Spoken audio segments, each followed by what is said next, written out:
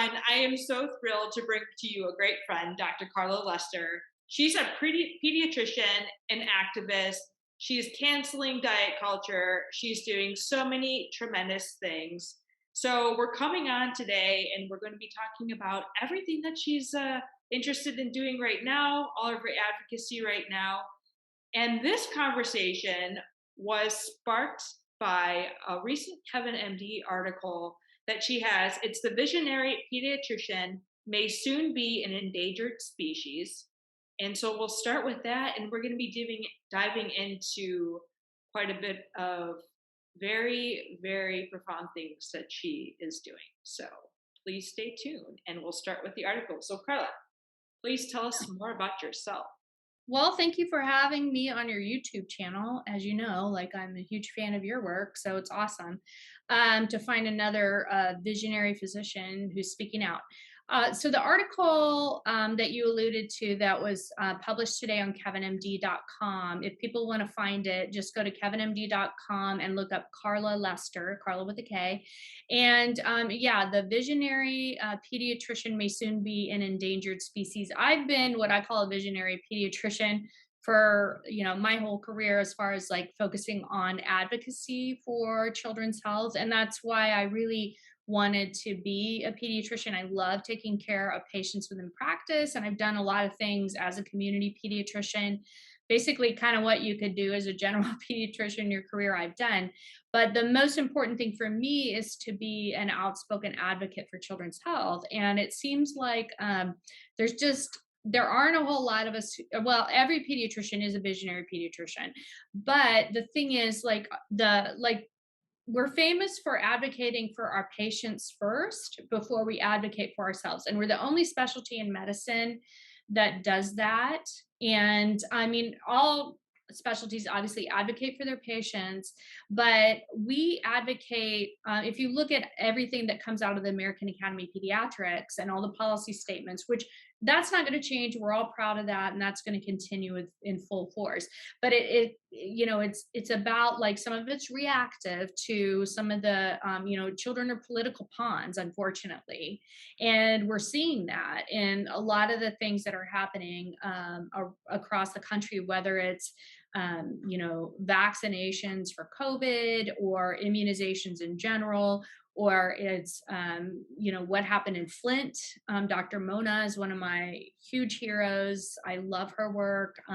She was the whistleblower in Flint on the lead levels in children in the dirty water. Most recently, Dr. Catherine Gordon, who I alluded to in my article, she was at Texas Children's Hospital as the chief of pediatrics. She resigned after 7 months. I don't know her story, so that's a disclaimer, and I don't know her. I did email her to offer my support, but it's like, I have faced whistleblower retaliation in my career, and I faced a lot of hate or trolls, and I'm on social media all the time. I'm on TikTok. It doesn't really bother me too much on TikTok. I've just kind of gotten used to it, but it is it can be kind of scary. So my daughter had reached out to me. She's in college, and she's like, "Mom," on a post I had a few months ago on advocating for COVID vaccines. It was just a really benign post video. It was like, get it if you can. Politics, aren't worth your life. Your life is more important than politics. So get it if you can. I hope you will. And I got like a death threat on the comments. Of course, I reported it and blocked the person and deleted it. I did make a response video to that. And my daughter was like, "Mom, that's so scary." And I'm like, well, I mean, I expected it, and I've had worse, and it's just a cyber troll or whatever, maybe even a bot. I don't know. And but then, when you look at like the culmination, I've been a pediatrician for a long time, of things that have happened and what's happening to pediatricians who do speak up for children. And these are things like, immunizations, child safety, gun violence prevention is the one that really gets people. And I've been really outspoken on that. And so, and I will continue to be. But it's, I'm not here saying, oh, we're victims, it's not fair. But the reality is, nobody is speaking up for us. And when you see like these really top level pediatricians like Dr. Gordon, who are very outspoken about, the policy in Texas was the Dr. Governor Abbott there had criminalized the gender affirming care for transgender youth, and said that, doctors and parents who continue this practice for transgender youth may end up, they should be reported and they may be held criminally responsible. And so then the hospital there cut the gender affirming care for transgender youth, and where there's a whole evidence base behind it. I did some videos on TikTok on it before I even heard of Dr. Gordon. And then when I saw, my husband's like, "Hey, Carla, look at this. Did you know that? Did you know her? Did you know that she resigned? Look at this." And like after 7 months, and I was just like, I mean, this is crazy that, depending on the state you live in, and you're just speaking up for children and for what's best and what is the evidence base, that I'm making some assumptions here, but that definitely played a role in her resignation from that position. And our voices have been silenced or attempted to be silenced. And children, I just think it just shows how much children are used as political pawns. Mhm. And I had a lot of examples in the article of what I've faced, just being willing to be an outspoken pediatrician, and posting it on the pediatrician mom group today. I had so many pediatricians who said, "Oh yes, I faced that. I faced that too. It's really scary. It's really hard." And so, I don't have any answers. I'm just calling it out right now. Yeah, and it's mind blowing to me. And it's, the politics mixing with medicine, I just mind blowing to me. Absolutely Yeah. mind blowing. And we Mhm. face it so much with people that are not involved with medicine, or the administration that doesn't really have medical backgrounds, that get involved with our ability to practice and are making medical decisions Yeah. without that evidence-based knowledge. Yeah. Hmm. And have you seen this as your full career? Is this getting worse, or how? Oh, definitely with the political divisiveness and then social media platforms. I mean, just I alluded to this in the argue in the article. Is like you can, a troll, or who knows if these are bots or whatever. I mean, they just weaponize things so quickly, and they can easily pile on you and create a narrative, a false narrative, and kind of mobilize the trolls on social media. So yeah, that's definitely gotten worse. And then with COVID, with vaccinations, with the political divisiveness, it's really, really tough. And then a lot of organizations, depending on the state you live in, they operate with fear. They operate with some sort like fear of retaliation, so they won't speak up for what is best for children, which is really sad And when this, things like this come up. Yeah. yeah, I've seen, I've been in organizations that don't speak to, whether it's Medicaid expansion, when that's obviously a benefit to children, and they'll come up neutral. Or, they're not stepping up unless it's something that affects the organization's bottom line. and this I see, especially in, even it touches my own family, is the divide within the family of stances on vaccinations. And I know, I mean, often people that are sensing extraordinary pain are the people that are seeing how COVID's affecting their patients. They're in the grind, they're facing it, they see the reality. Like, you can see whatever you want on the news, you can see whatever you want depending on what they want to show you. But when you have experience, when your day to day life is touching the COVID patients and being where you have to give bad news to patients, and you're seeing the reality, and that reality is causing such moral injury on the physicians, and then physicians are losing their lives, and then people aren't taking COVID seriously. Within my own family, there are individuals who have not been vaccinated, and that's been very challenging. And I think then when it comes to the anti-vax commentary, it's like, I think the frustration and knowing that we can have confirmation bias either way. If you want to hear somebody that you say you want to believe against COVID vaccine, then you go and you find the evidence to support whatever you believe. And then they can say the same for the COVID vaccine. Mhm. Yeah. And just digging deep into the background of the person that is providing this information. And so making sure that we have people that we can trust with the information that's provided. And also like the meaning, I get trolls I get trolls, especially anytime you step out and you voice something, you get trolls, Yeah. right? Mhm. Even my trolls don't even have anything to do with medicine. Like I had some real, I'm Mhm. new to Instagram, right? And I have some real to some music that I used to dance to when I was in middle school. And the person's like, "You've never been to a rave. This is ridiculous. I'm so mad at people making reels off of this music just to get attention on Instagram." I'm like, I'm introverted. I really don't need a lot of attention on any platform. But also, I dance to this music, and I'm like, what is the even point of these trolls? But they do cause like a lot of psychological distress. How does it impact you? Well, it depends. Like sometimes it's funny. Like I had a person on, I did a live on TikTok, and sometimes they're really vulgar, to be honest. I'm like, "Ugh, this trash app," and I didn't do lives for a while because I was like, I'm not going to deal with that in my life. I mean, I'm just too elevated for that. But I had one the other day that said, "Oh, it's great to be on Granny Talk," and I'm like, like I'm talking about ageism or whatever, and I'm like, oh, whatever. I thought that was, I'll be like, hey, good one. I'm not a grandma yet. I could be, like, I mean, I guess I could be, but anyway, how do I handle it? I have a strategy, because I'm on TikTok, so I really don't engage, and I block. I like delete, report, block. That's kind of my strategy. Like rinse, lather, rinse, repeat, whatever. And so I just kind of have that strategy on TikTok. I don't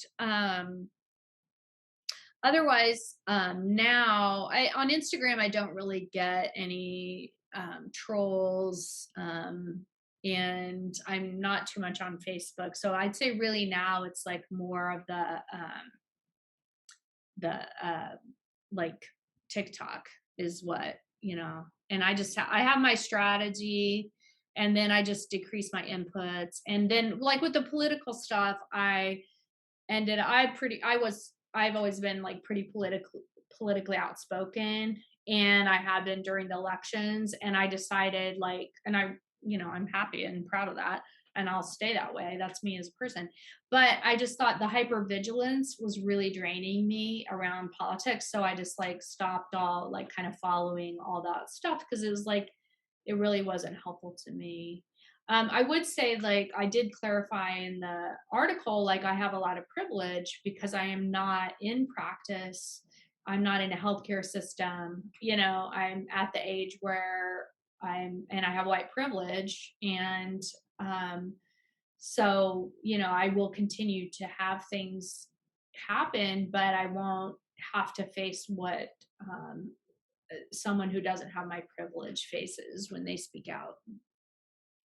Yeah, and I find that it's to appreciate the gratitude of being able to speak your voice. And it Yeah. does, like, those threats are so concerning that you mentioned, especially in your article, and then that your daughter was alluding to. And how much, like, what percent do you get? A lot of supportive comments? Like, what percent? Oh, yeah. Okay. Yeah. Oh, yeah. Mostly supportive. Or, I mean, I do content that is like about, weight stigma and bias in healthcare and medical gaslighting due to weight stigma and bias. And so people share their experiences. So I'd written an article on doctors on social media about how it's TikTok's a great like QI project. It's a great patient experience. Um, survey, because I mean, you just learn so much, and there's a shared collective. So I really learn so much on that app, to be honest. And so almost everybody is And I'm so like unfazed by, people who say, I did the one on the like the pursuit of thin privilege or pursuit of thinness or what you call health is actually a pursuit of thin privilege. And so I was kind of surprised at I mean, the word privilege nobody likes, uh, Right. but I was kind of surprised that I want to see if I could find it. Oh, some of the comments were like, most of them were like, all of it, and I think they're not thinking of the word privilege. They're thinking of like the word privilege meaning like all the societal benefits, Yes. social Mhm. capital you get from thin privilege, and also the major harms and terrible things they have to deal with in a larger body in our society, that they would have a relief from not having to deal with that. So and they're like, oh hell yeah, um anyway, so it was pretty good. But then I got several who sometimes I really want to like respond when they question my intention or my um like my ethics. And, you're just judging women. Here we go again. You're a white woman judging women's bodies. And I'm like, no. And I just don't even respond, to those. I just let them go. Cause like on that one, let's see, I have like almost 51K views of that. And Oh, jeez. I have 283 comments. Oh my Doc- gosh. Dr. Carla, are you judging someone for pursuing thin privilege as someone with thin privilege? That's actually a really good question. And so I did respond to her and I said, and said no, and showed a picture of myself not having at a time when I didn't have thin privilege. And then they were like, well, you are, and I said, no, not at all. I've been clinically obese, just getting everyone to think about their why, like why you're doing it. Because it's not gonna work for you. It's just gonna cause harm to yourself and perpetuate harm in others if we're continuing to pursue privilege. And so somebody said, I have been trained since a very young age, everyone needs to be thin or pursuing thinness. I mean, you get some really, Can we pause on this one? Because yeah. for people that don't know, Dr. Lester and I met because of my Kevin MD article regarding my history of anorexia and BMI. And we both have a very shared mission of kind of challenging diet culture and anti diet culture because of its oppressive nature and asking the why. And Mhm. so when we think about smaller, I think it equates to oppressive nature, quiet your voice, like shut up, Silencing. Mhm. yes, shut up and go sit in the corner kind of thing. Mhm. And that's where I noticed the eating disorder showed up. So when you said thin privilege, it actually caused me to pause and think because my body's a lot different than it was a year ago when I was very malnourished. And it's uncomfortable. And I had to sit with that discomfort and ask myself why. So when you wrote that to me, and I was like, that is what I fear. I don't fear the body changes. I feared I was uncomfortable because I know that my natural body weight is on the higher end of the damn BMI scale. Darn, I should probably say, sorry. But No. There's other choice words that would fit BMI better. yeah, but then I was like, wow, like this is the first time I'm 33 years old. This is the first time I'm allowing my body to do what it wants to do and go back to a normal. It's whatever it wants. So normal for whatever it wants. I don't know. It's gonna tell me. Um, and I have to observe that because I'm not a naturally small person. Thankfully, my personality fits the fact that I'm not a naturally small person. Yeah. That like I also don't like to be quiet because we suffer in silence. Yeah. Mhm. But it resonated with me when you wrote that pursuit of thin privilege and what it has meant in my life to feel like that that wasn't my natural state of being. And like I have pictures in my head right now of like when I was younger, all of my friends were pretty naturally smaller, and I always craved that, even though I enjoyed being very muscular and strong and things like that. And I always now I ask myself like why, why? And then it all goes down to the societal beliefs and the Exactly. society valuing. Mhm. But I didn't value, I will say this to the audience here, because the lessons I've learned was when I was super small from being malnourished, like that was the worst time. I was treated so poorly. I was walked all over. I had no voice. I couldn't stand up for myself. And I was exhausted because I wasn't nourishing myself. But I was Mhm. like, wow, like that is how I related the diet culture desire for you to be smaller with the oppressive nature, and you're getting used, unless you're naturally small.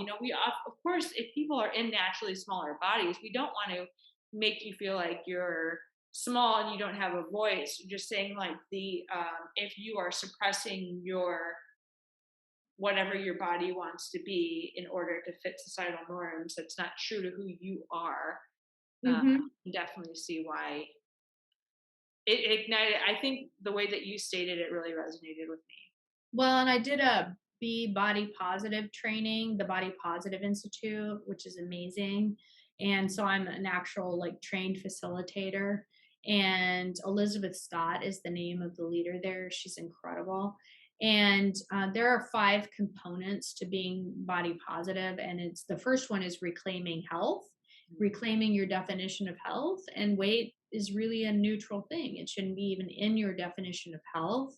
And I did this with my IME community team members I was coaching. So it was really fun. I mean, they talked about like mental, emotional health and physical health as far as if you want to do sports, and but the mental emotional health being like the priority, and feeling like, oh, okay with like making small changes and goals.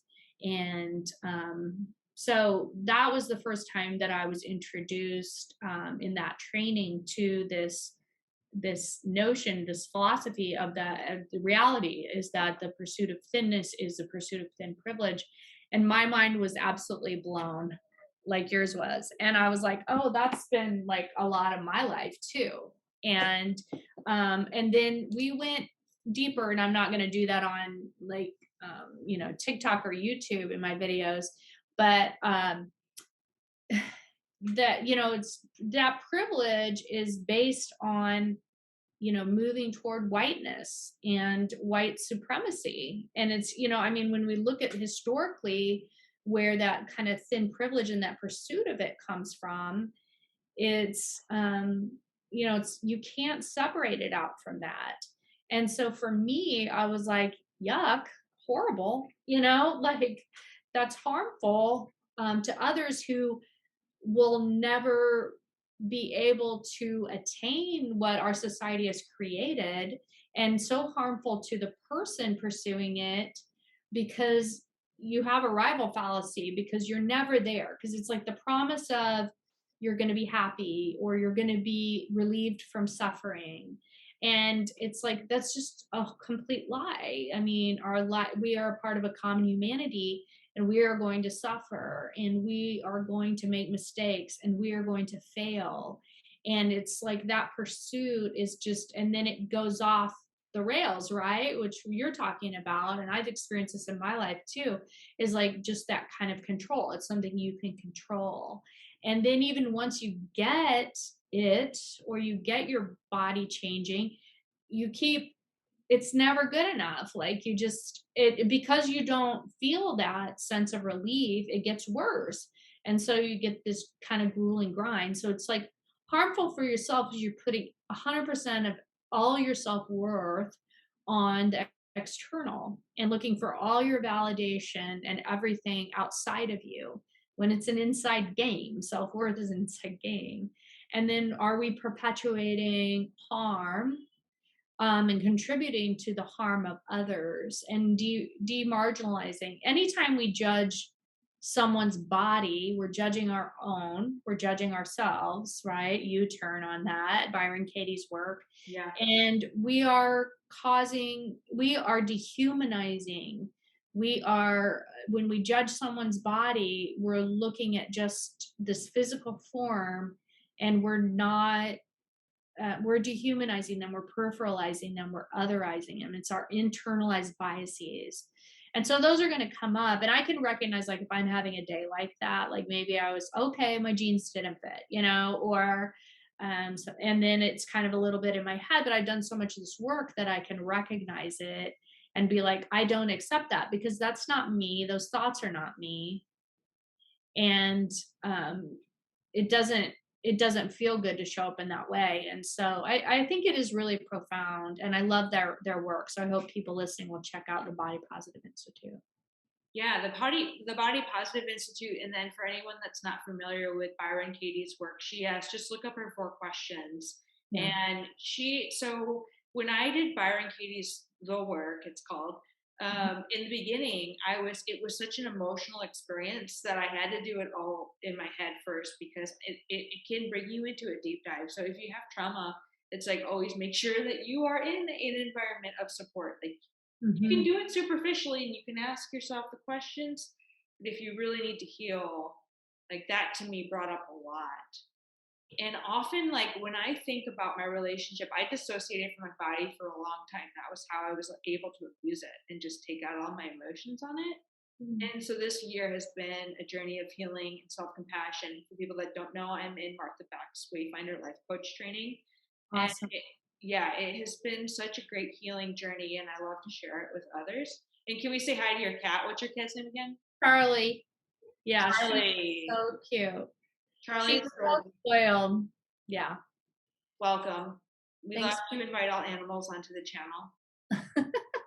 But yeah, and it causes you a lot. It caused me a lot to just sit back and to ponder. And then, like, when I notice that if I'm having a really stressful day, like, it can be in the morning you wake up feeling one way and then by night you feel another. So if I wake up feeling good, I'm not considering my body at all. But if I end the day feeling horrible, then I'm like noticing self judgments and like realizing those connections. And then also Dr. Kristen Neff's book, Yeah. Here's Self Compassion. And I had the opportunity, Life changing. life changing, mind blowing. And it's like self compassion has been, even before I read her book, I'm like, that's the missing piece, especially for diet culture is able to hone in on our vulnerabilities and our insecurities. And if we develop self compassion, to me, what it highlighted was like, oh, that's really abusive, actually. And it's really oppressive. And then when I leaned into self compassion and started to reject diet culture oppression, I noticed that I started to show up differently at work. And you start to advocate for yourself in Mhm. other aspects. So that's what helps stimulate. We talked earlier before we started recording, like, yes, I'm an eating disorder advocate. It doesn't mean I'm completely recovered and I have my vulnerabilities. Mhm. And it has helped me to create boundaries in the workplace because you realize like I have spent so long trying to heal. I tolerate less the things that are going to get me to go back to that dark place I've been. And so Mm. when we think about um, I sampled some thinness, we'll say. What I lost in the process when I was striving to lose weight was I was completely isolated. I would not meet my friends for anything. I had extreme anxiety over food. I would spend most of my days thinking about when I was going to exercising, having anxiety about plans. So when I equate like that strive to always be smaller and weight loss, I'm like, what else are you losing? And so I have a Kevin MD article about what I gained when I gained weight over this past year. And then, of course, people can say, oh, well, you're still normal sized body and you have white privilege. I'm like, I'm so sorry that I still have to use my voice. Like, I can't change who I am.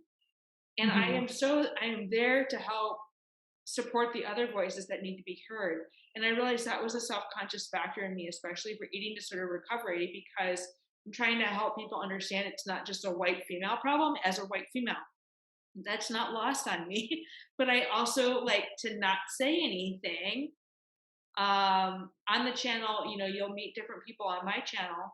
And then, of course, I want to say, you have your YouTube channel and your website Yeah. for the IME community, and so one, I just appreciate you having all of those and being such an advocate. And can you tell us more about your website, your YouTube channel, and what all this community is about? Yay. Thank you for, well, for sharing all that. And then also the opportunity for, um, sharing I mean community. By the way, the plug for Dr. Kristen Neff's work, awesome. So I hope people will check it out, and they can take a self-compassion, Yes. not like a quiz or a survey, but kind of you can test your level of self-compassion. I did this with my teen IME community members, and we were all kind of agreeing on everything. And you can see what areas that you're kind of like weaker on. Are you high on self-kindness, on mindfulness, or your beliefs in a common humanity? And so I think it's just the most powerful work. And the other thing that I would encourage everybody to understand, I worked on this a lot with my coach when I was doing this work and having a hard time, is that there is no summit.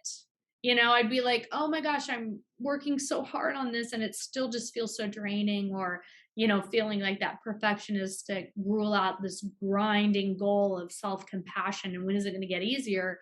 Well, stop striving. It's not about that. Like, there's no summit, there's only showing up with daily intentional like habit practice for yourself to figure it out. And people, you're worth that work. That is the hardest work of your life, but it is the most important work you're going to do, and it trickles down and spills over to everybody you're in connection with in your life. And it's helped me so much as a mom. So that's what I do with the IME community. I have been addressing childhood obesity for almost 20 years of my career, and I've done basically everything you could do, and followed the expert committee recommendations that the American Academy of Pediatrics and other organizations came out with for how like a community pediatrician should prevent, assess, and treat childhood obesity. And I really operationalized each one of those recommendations. Had a nonprofit called Teach a Kid to Fish,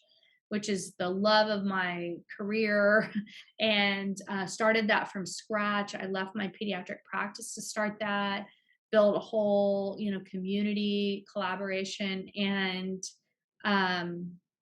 anyway, it was amazing. And then I took me 3 years to launch an actual pediatric weight management program, to pull all the partners together, get all the grants funded, and started that. And I was the medical director for that clinic here in Lincoln. And then I moved my nonprofit to launch a population health center at Children's, and went through my own weight loss and life coaching journey. Started in September 2017, and discovered coaching, and discovered, wow, we've been doing all this wrong, and diet culture is so harmful, and had to really recognize that a lot of what, the fixation on BMI and weight, it's harmful. And so left that position in September 2019 for a number of reasons, and then was like, what am I going to do? Like, talk about like rock bottom. And so decided to become a coach myself, decided to take my obesity medicine boards, and I launched IME Community. I like to start things from scratch, and I was like, the problem has been for me, as I've addressed this, that I like to connect one-on-one with people. And so I had a vision of creating community solutions for children's health when I started my nonprofit, which I feel like we did. But now it's like creating community through compassionate connection is my vision in everything I do. And so my husband was like, if we're going to fund this, and I turned my Teach a Kid to Fish into an LLC, which is really cool. And so, yeah, it was really cool. And so then he's like, if we're going to do this and invest more money, Karla, and you're going to connect one-on-one. No more middleman, no more grant funders, no more hospital administration, none of this. It's all you connecting with the end user, with the team, the parent, the doctors you're going to coach, whatever. So decided to work with a branding agency, and IME, if you say it, it's I am me. And I just envisioned, like a teen looking in the mirror with full self-acceptance right now, and is that self-love superpower. And so I coach. My website is imecommunity.com. And I've learned a lot through the last year or so of launching it. And I'm on so many social media platforms. So follow me, especially on TikTok, because I do a lot on there. And I'm really pushing to help parents now. And you and I talked about this in our last YouTube interview with you on my channel. Was, like, it's really important that verbiage and how parents handle this, because we are very embedded and internalized in diet culture. And so we need to cancel diet culture from the parents' lives, and we need to really help give them so much more support than they've ever had to do that. And also, like, exactly, like, script out and help them talk to their teens about health and weight. Because right now parents are really stuck in, am I going to cause a lot of harm? Or maybe I've showed up as my past parent self in a way that I'm not proud of, that may have caused harm. Maybe I'm someone who doesn't have credibility, or I have parents who'll say, I'm, you know, so worried because I had an eating disorder and I don't want her to have one. And if I bring it up, then she's going to have it. But if I don't say anything, I'm not helping her. And so it's a tough thing, and nobody's really addressing it in a way that's helpful. So that's what I'm going to do. And so I'm going to be doing it's called Cut the Cringe, and I'm going to be doing a workshop on a healthy conversation script with your teen about health and weight. And I'm going to coach parents, and I'm so excited about that. So, how do you want to show up as a parent? What are your future self guide words that you're going to embody now? And you can, you're not there to fix or solve, but you're there to show up with compassion and put on your self love superpower mask on first. And let's dive in and see the harms of diet culture in your life, and what's in your way of giving up the canceling diet culture. Because I think people think, I'm going to give up my any chance of reaching a health goal, or Mhm. or I've been on it so long, I have they have a rival fallacy. I'm just around the corner. I'm just Oh around the yeah, no, corner. yeah, and can Yeah. we just take a moment, because we're hearing that you focus on obesity medicine and you help people get to an optimized health, and this could include weight, but we're anti-diet. Can you explain how you do that? Yeah, so that's such an awesome question. The first article I wrote for Kevin MD I was like, I need to reconcile all this. And actually, the thing is, my daughter's like, Mom, there's Be Body Positive, and there's health at every size. And then there's, what health you've done in healthcare. And I mean, I've taken care of so many kids with so many comorbidities. I mean, and the pandemic has made it worse. I mean, they need to improve their metabolic health. So that's my philosophy, is let's meet in the middle. So Aubrey Gordon, who's she calls herself a fat justice activist. She's amazing, and she's a writer, and she's brilliant. And she had written a New York Times op-ed or opinion piece on the harms of the childhood obesity epidemic and fat shaming ads, and it's caused more harm, and our focus on BMI. And it was horrible, the stories. And her pediatrician was horrific and caused harm for her. And there was a lot of, obviously, people relating to her story. And so I was like, well, we have like a whole on the American Academy of Pediatrics. I'm a part of the section on obesity, and I have been for a long time. And there's a lot of amazing doctors out there, and we've been really trying to do good work. And and they were like, well, we should write a rebuttal. We should write a rebuttal and say, like, she's wrong, or these things, it's important to address this and all this stuff. And I was just like, but I agree with her. Like, and if I'm willing to say that, I mean, I can't, like, I totally agree with her. And how can you argue with her experience? There's no rebuttal to a human being's harmful experience.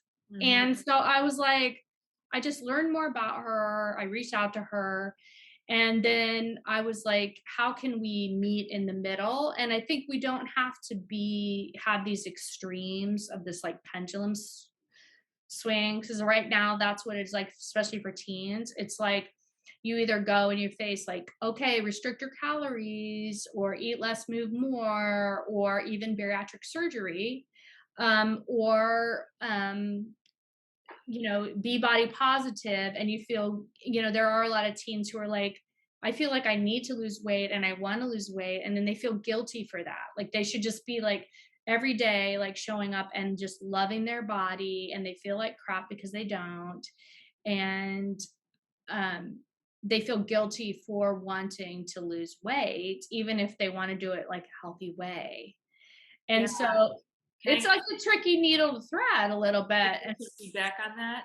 Because, well, there's a few things you yeah, said. For the parents that have a history of eating disorders, whatever they do, like they're what I would recommend for them as a non-pediatrician person, yeah, as a child that was in a situation where I would watch my parents, they can talk to me about whatever they want, but if they're still not having self-compassion and they're still in their eating disorder behaviors, then whatever they say to me, it's actually would cause more harm to me if they're telling me to have self-compassion but not having self-compassion for themselves and then restricting their food or whatever their relationship with food is. So my recommendations for the parent was your own relationship with yourself, that will trickle down to the child and help that child have a model.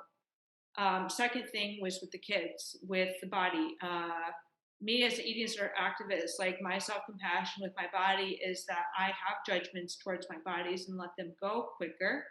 They're still there, but yeah, then you think about step back. Like if our relationships as humans with food in our body are so emotional experience. So like if I'm wanting to lose weight, we ask ourselves why. Like I want to lose weight because I can control that right now, and like I'm really stressed out. So it's not so much like, oh yeah, I want to lose weight. Well, that's could be I where I stand is that's never something I can see for me as like a healthy outcome goal. I can't put weight in my result line ever in a healthy way. So I have to step back and say, okay, what do I really need right now? If I'm wanting to lose weight, what do I really need? And what we notice for people, like if you're using food to cope with something, and that outcome is that your weight is higher because you're eating to cope. And I just happen to have a similar relationship with food, but I feel better when I restrict it. And people will say like, "Oh, I wish I had that problem." No, you don't. Trust me, you don't. They're not yeah. opposite problems. It's grueling hell. It's grueling hell, and no matter what. And so, but it's so similar in that like food's not the problem, your weight's not No. the problem. Yeah. um and It's once how you treat yourself. how you treat yourself, and that can show up like you don't have to, there's the whole body neutral thing and stuff like that. But what I've noticed is like with that fierce self-compassion, I do love my body. My body has gone through heck and back and Mhm. survived somehow. And Mhm. what I noticed, I have one of my articles on my coaching blog. It's like, it's the mind has always been the issue. My body was never the problem. Food was never the problem. Mhm. And like to realize that and to sit with that. And like whenever I have a moment where I'm like, I truly feel like my heart is full of self compassion right now. And there will be periods of time where I'm full of self hate, but I know I am. And part of my healing process is to sit with that moment of like, what you need right now to heal is like hand on heart, self compassion, pause. And then also thinking about the communities that we surround ourselves with. Yeah.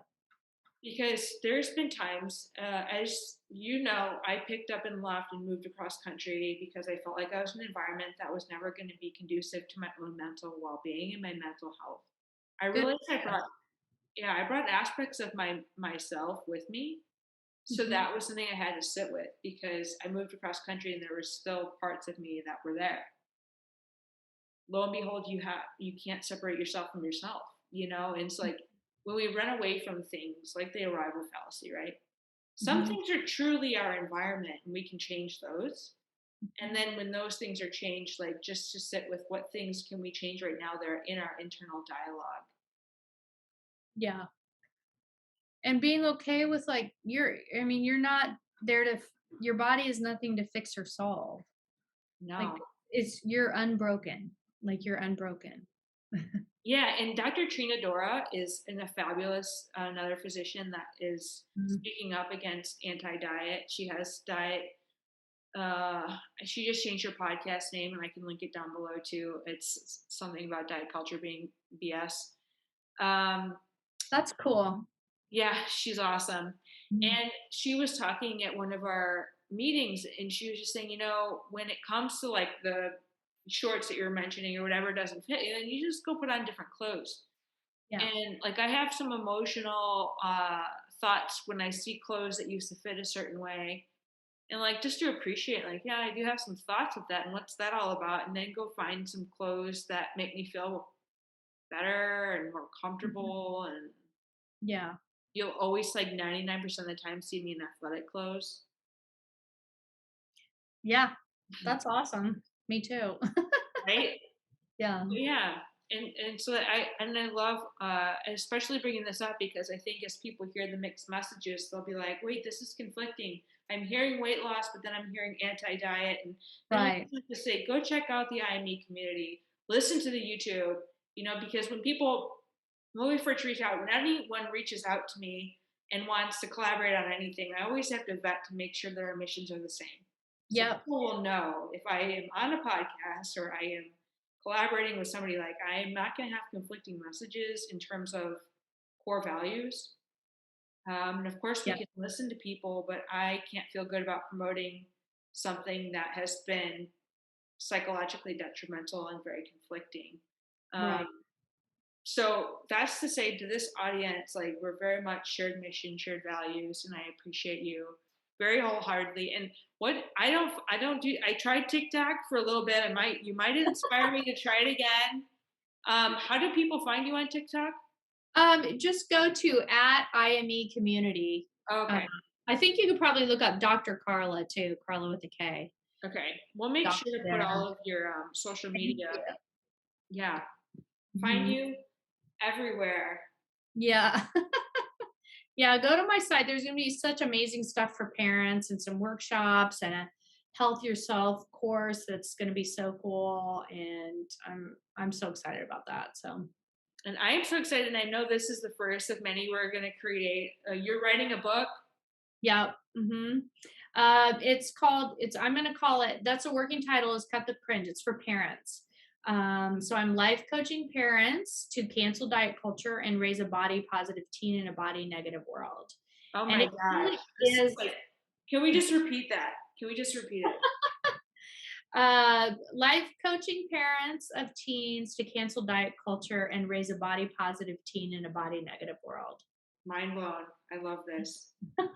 It So might as the title of this video. we need, yeah, awesome, we need the support. And I worked with my coach, Kristen Webster. She's amazing, and she helped me for a couple years when I was going through just a hard time in life, and really didn't have, like, I have amazing kids, but especially like with my middle daughter, she and I butted heads a lot, but it was more than butting heads. And it was that I didn't have self compassion. And um, it wasn't, we were just not having fun. It wasn't fun around here. And, I kept getting into like fix and solve, and oh, she's being disrespectful. And, it was my thoughts, and I didn't have boundaries. And so I worked with her. And I think that has been like the most profound work of my life, to be honest, and most important. And so I want to help parents do that, like you're saying, like, and I did the, like, you want to know the real trickle down, it's self compassion. Like, please, you don't, we always say, like, in healthcare, we perpetuate this harm of like, parents, you should role model healthy eating and, being fit. And it's like, okay, well, sure. But the main thing is to role model self compassion and to let your kids know, like, that you're going to fail, you're going to make mistakes, you're Mhm. going to cause harm that you don't intend to cause. You're going to feel shame. You're going to be disappointed. But that's part of the human journey. and you're never going to get it right and all the time, and that's okay. And so I want to bring all that. I don't coach on things I haven't experienced myself. So, yeah, a lot back to like our missions align. One of the things that I think is kind of interesting is like it isn't IB community is not for every parent and every teen. Because if they want a fix, if they want to just like sign their teen up and have them like reach a certain weight, no, you know, it is not there. And me to like fix them and they think they're broken, then it's not going to work. It's all about like working on the self acceptance, the self compassion, self love, superpower, self trust, embodying your body, and it's like the principles and components of the body positivity movement. And then your body gets to its healthy, range and just enjoy your life. Yeah, and the ingredients, right? It's self-compassion, living authentically, live within your values and your integrity. Once you do that, the weight is just it's such an insignificant thing. And Yeah. I just gave a presentation to the coaches within my institution, and I said we become the coach we needed. Like when we look for what we coach, because if you coach to something, it's very inauthentic. Like you coach, and with Martha Beck, she's very much grounded in evidence and science. However, some of her tools are more mystical, and some people use the term woo, and I don't really know if I agree. Like I don't know.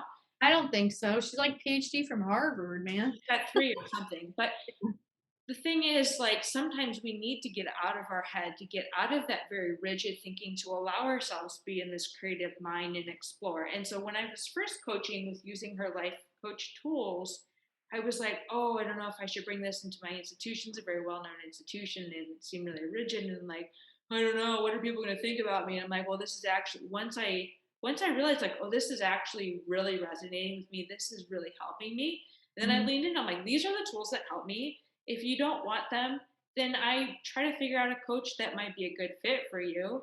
And I think being more people get to know us by speaking out, then you get matched to a person that already knows you and they can already vet. Yeah. But what's been helpful is like if you show up as your authentic self and you find your authentic community and they embrace you. And one thing I realized throughout my journey with anorexia is like I'm just so like amazed by the people that have been with me through it all, that have loved me through it all, because I haven't loved myself at all. And I'm Mm-hmm. like, wow, like I was missing. I do not love myself. I still do not love myself. And that's not for like any self pity. It's just to put out there, like, we're not here because we're all body, like, love with our body or like, Yeah. or we are healed. But we recognize, like, I can name that now. Like, wow, that's what I really need to work on. And once we start to work on it, then that person that needs to work on it will find us. And then we can help them start to work on it. And as Mm-hmm. a coach, we help people to cultivate the power from within. So we're not coaching people to teach them this is how you love yourself. We say you already have the tools inside of you, and we help bring them out. So I'll definitely be sharing all of your links below. I'm sure this is the start of just the beginning for our conversations together. Yeah. And I know we'll send them back since we have your YouTube video with us together. But thank you so much, Dr. Karla Thank you. Lester. Thank you, Dr. Jillian. Dr. Karla, and I love it. And I love that you're on TikTok. And every time I hear the word TikTok, I think of you. So I'm like, oh gosh, was she ever? Oh, my kids don't like it, but I don't care. Hi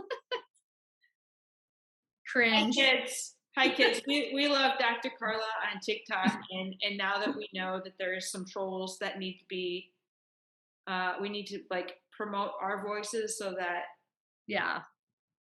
like I Yeah. said, it's Or block them. or ignore them. Yeah, Yeah. exactly. All right. Well, thanks everyone for joining us. We appreciate you, and let us know if you have any questions, comments, and come back for more. Yay. Thank you. Thank you.